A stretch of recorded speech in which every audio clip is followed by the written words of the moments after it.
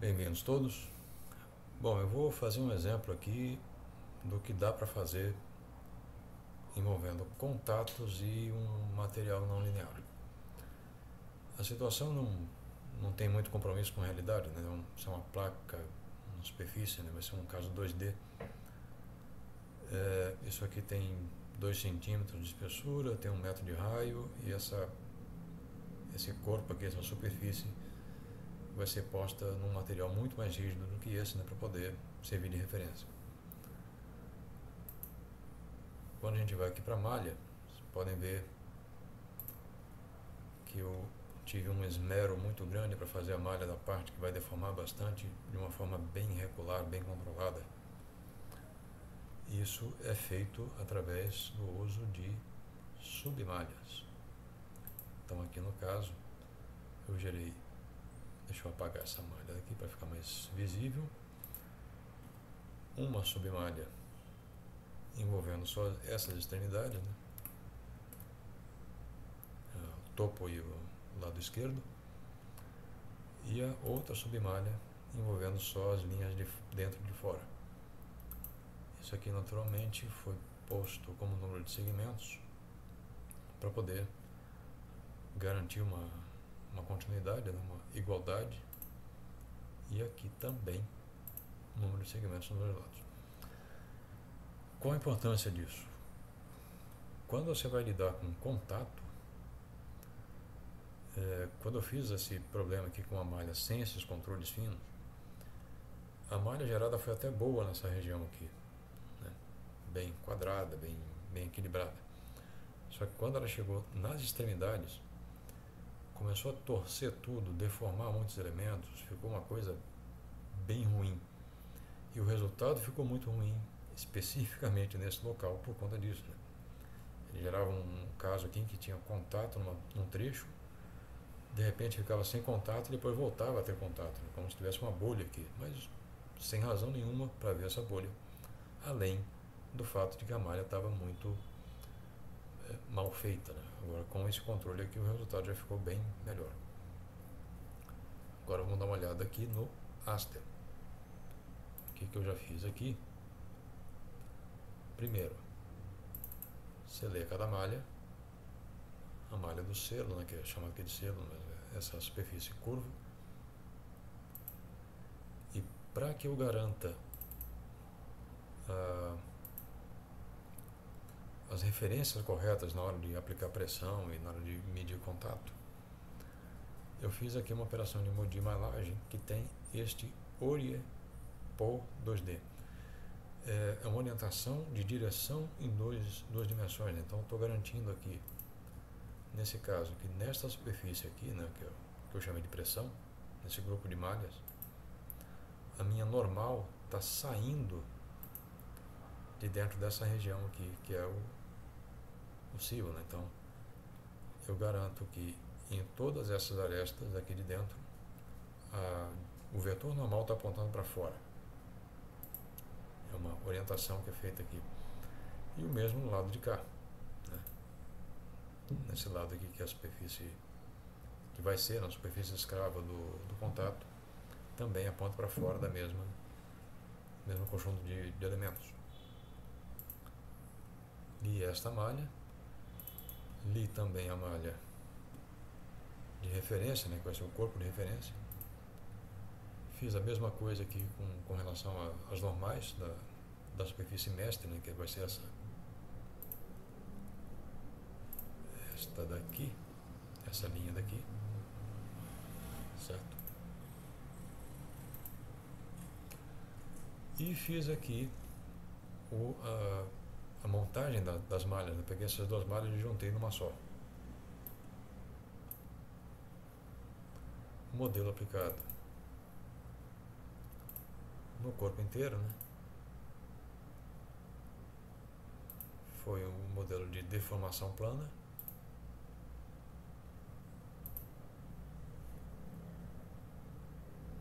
Os materiais, o primeiro foi o aço, né, que eu vou colocar no corpo de referência. E aqui teve um material que eu fiz no início, né, para testar só a parte elástica. E como eu vou lidar com um problema de contato com deformação plástica, eu preciso usar a solução não linear, né? O resolvedor que está aqui embaixo, né? Que é o Stat Non-Linear. Esse Stat Non-Linear precisa que você diga a ele como é que ele vai marchar no tempo. E essa marcha começa a ser definida aqui, né? No Defi List Reais, né? Isso aqui está em francês, né? Define uma lista de números reais. Inicia no 0 e vai até 1 com um número de passos igual a 10. Essa lista de reais eu vou usar neste comando aqui, que é o defilist inst. Eu vou colocar aqui, né? Onde eu vou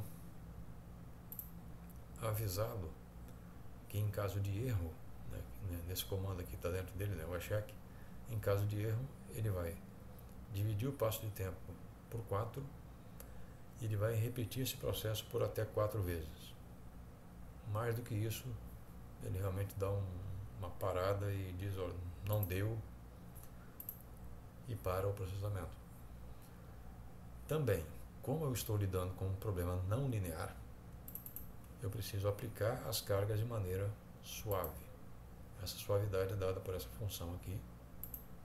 Então eu vou de 0 a meio, já que daqui para cá tem 10 passos, então eu vou colocar a carga em 5 passos e vou tirar a carga em 5 passos. Eu poderia colocar isso aqui um pouco mais para lá, mas dessa vez vai ficar assim mesmo. O nome do parâmetro, nesse caso, é instante, né? Poderia ser uma função de outros parâmetros, mas nesse caso aqui eu estou regulando a evolução no tempo, eu preciso colocar como inst. Já que eu vou usar um material não linear, eu estou aqui colocando o material que eu vou aplicar neste corpo, propriedades parecidas com o polipropileno, né? 1.2 GB de módulo de elasticidade, 0,3 aqui no Poisson, mais ou menos isso aí. E eu vou avisá-lo que, deixa eu voltar aqui. Eu vou avisá-lo que tem uma parte não linear através desse comando aqui, tração, que está definido por uma função que eu defini antes dessa declaração aqui. Como que essa função é definida?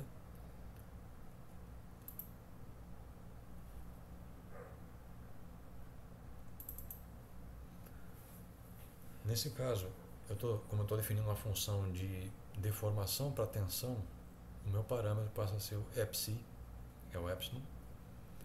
Eu posso definir aqui se eu vou prolongar para a direita ou para a esquerda, de que jeito, né? O linear, o constante, o excluído. Mas o importante é este conjunto aqui.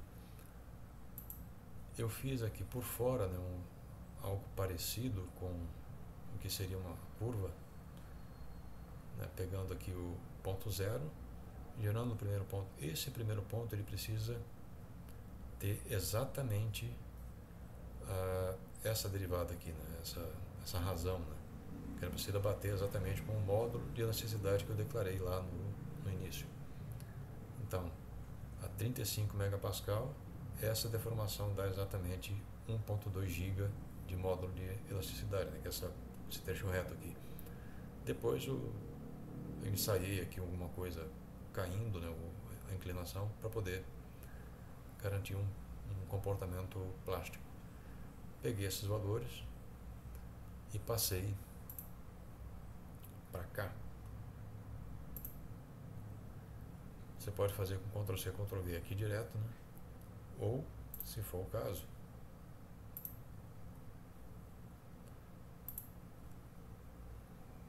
puxar uma edição de texto e dar o Ctrl+V aqui. Então já vem com os números aqui todos. Isso garante a definição, né, da parte plástica do material. Aqui fiz a atribuição como antes, né, como todas as vezes. E aqui tem as condições de contorno.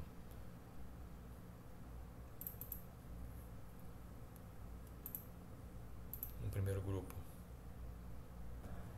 Esses aqui são os nós fixos, né, que vão receber ligação engastada.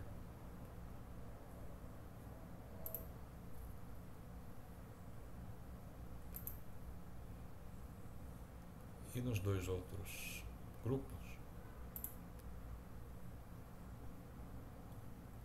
daqui, né, como essa face é de uma simetria, né, as figuras se repetem para o lado, aqui eu estou colocando só o dx igual a 0, liberando o y, e no lado de cá eu vou colocar só o dy igual a 0, liberando o x, que é o comando que está no último aqui, no último grupo. Com relação ao carregamento de pressão,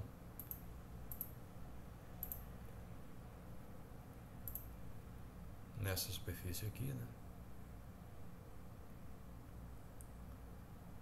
chamada aqui de pressão, o valor colocado foi de 4 megapascal.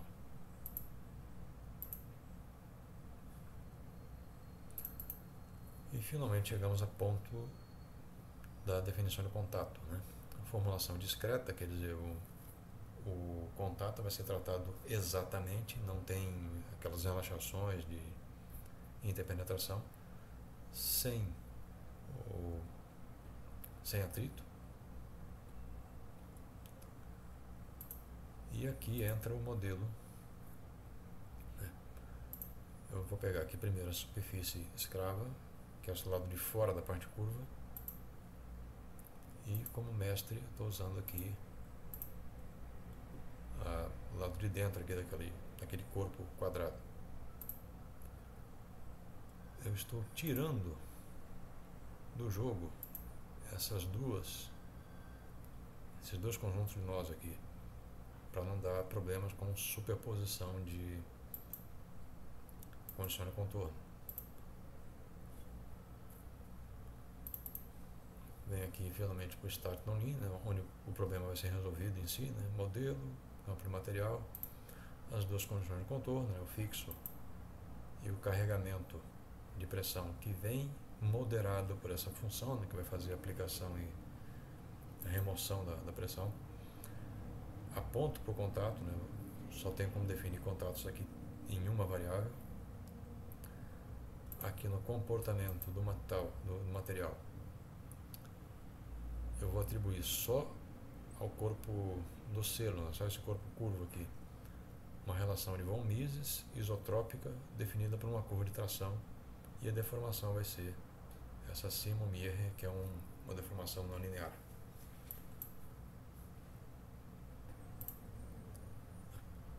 Para acompanhar o processo de solução, eu posso colocar esse comando aqui, que é o suividDL, que segue alguns graus de liberdade, que podem ser também variáveis internas, como nesse caso aqui, em que eu vou buscar nessa vari Elga, só de novo para esse corpo aqui, que eu chamei de selo, porque como ele está com material não linear, ele gera algumas variáveis internas que vão indicar, por exemplo, quanto de deformação plástica está acontecendo, se está acontecendo alguma coisa, eventualmente até alguns valores de tensão, valores do tensor de tensões, que eu posso acessar através disso aqui. No caso, eu estou apontando só para o V1, que significa, vamos ver lá na frente, que significa apenas o quanto de deformação plástica está acontecendo.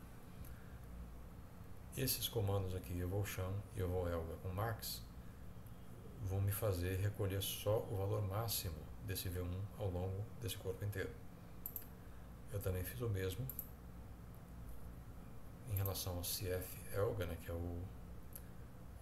a estrutura de dados que dá o tensor de tensões, só para a tensão X e depois só para a tensão Y aqui embaixo. Feito isso, podemos dar uma rodada aqui.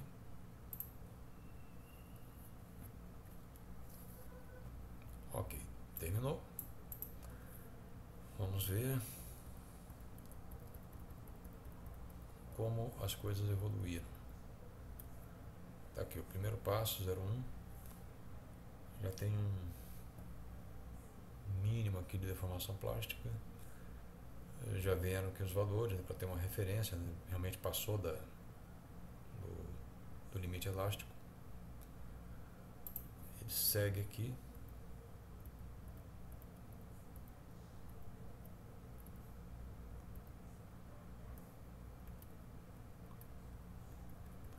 Deixa eu só dar uma verificada aqui.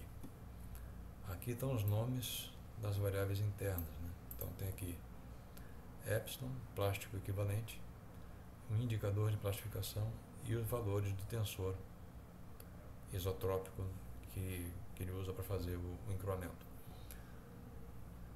Lá agora, já saiu aqui, né? Já foi impresso aqui o resultado final, né?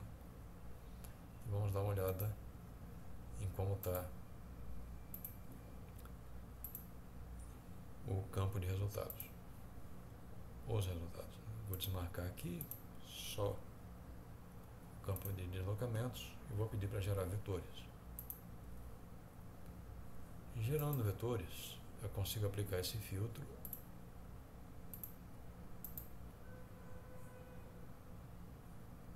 que é o Warp by Vector, que está aqui no final. Então vamos ver o que acontece. 0,1, 0,2 até 0,5 foi o máximo de pressão. Agora ele vai relaxar essa pressão e aquele corpo que era um círculo perfeito virou esse formato aqui depois de ser deformado, plastificado e relaxado, certo? A gente pode dar uma olhada também na situação dos contatos, né? Esse resultado Conte-Noel, ele guarda os contatos só para a superfície escrava. Então a gente pode ver aqui. Deixa eu começar aqui. Aqui. Acertou aqui as distâncias. Essa região aqui está em contato, né, no final do máximo de pressão. Então o valor do jogo dela nesse espaçamento é 0. E aqui começa a vir para o máximo, que é esses 9 centímetros aqui. Também posso dar uma olhada na reação normal. Refazer a escala. Aqui está tudo em 0 mesmo. E eu vou avançando.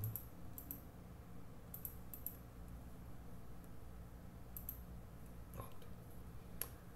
O que é isso aqui? Isso aqui é o valor da reação normal de contato. Então tem aqui uns 33.000 newtons no máximo e o 0 aqui naquela região que ficou, ou quase nada, né? Naquela região que ficou na curva. Isso tudo depois, se eu avançar um pouco mais, ele vai recuando. Então está aqui, retornou sem a pressão, no instante já tirou a pressão toda. A reação normal saiu do contato, né? Parou de pressionar. Certo? Então isso é mais ou menos o que dá para fazer com contatos e materiais não lineares dentro do Aster. Tem aquela necessidade que é comum a todo programa de elementos finitos, né, que é cuidar muito bem da malha, mas em termos de capacidade de resolver problemas complexos, ele fica de igual com qualquer outro. Muito obrigado pela atenção de todos vocês e até o próximo vídeo. Se você chegou até aqui, provavelmente estava procurando algo como curso de elementos finitos, cálculo estrutural e etc. Eu tenho uma oferta que pode te interessar. Um canal e um curso para te capacitar a usar o Code Aster, o programa de elementos finitos desenvolvido pela EDF, a empresa de energia da França, e que ela usa para projetar as estruturas das usinas nucleares que opera. A EDF colocou essa joia no modo open source. A confiança na qualidade dos resultados produzidos tem que ser muito alta para essa área de aplicação, e o Code Aster mostrou que merece. Esse é o programa que vai te colocar no mercado dos projetos estruturais com uma barreira de entrada baixa e uma ferramenta de respeito. O curso vai te dar os primeiros passos, os que levariam mais tempo para aprender sozinho, e o canal vai te dar alguns refinamentos bem úteis. Mais detalhes na descrição do vídeo. Muito obrigado pela atenção, bem-vindos ao início da jornada e até o próximo passo.